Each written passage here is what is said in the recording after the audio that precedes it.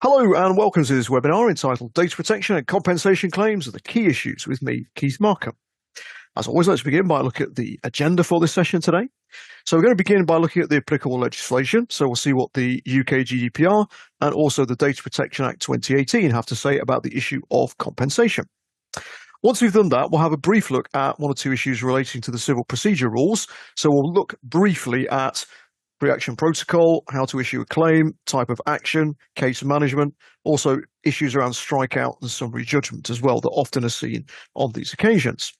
Once we've done that, we'll pass on to more key and significant issues. So we'll look at the structure of the claim, whether it might be, for example, a representative action or a group litigation order.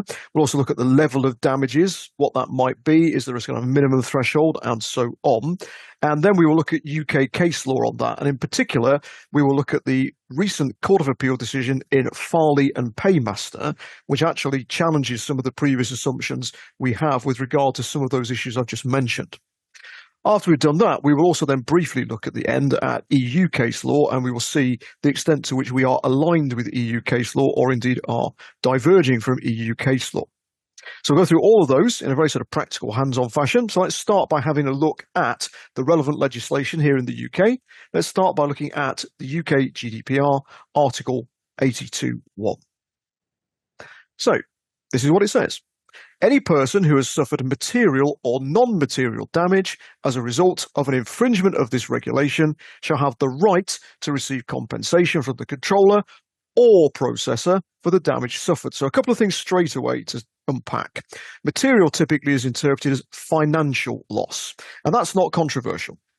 Non-material, as we will be seeing during the course of this session, has been interpreted in a number of ways, and there's quite a lot of argument about it. It certainly includes distress. Whether it includes other things, we are going to examine later on and see what the courts have had to say.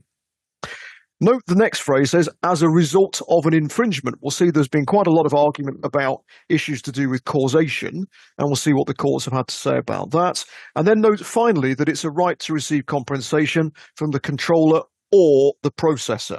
So in theory, a data subject could pursue an action against both, or indeed against one rather than the other. Obviously, if you did have to pay compensation, if you were the controller or processor, you could look to try and recover some of it from the other party.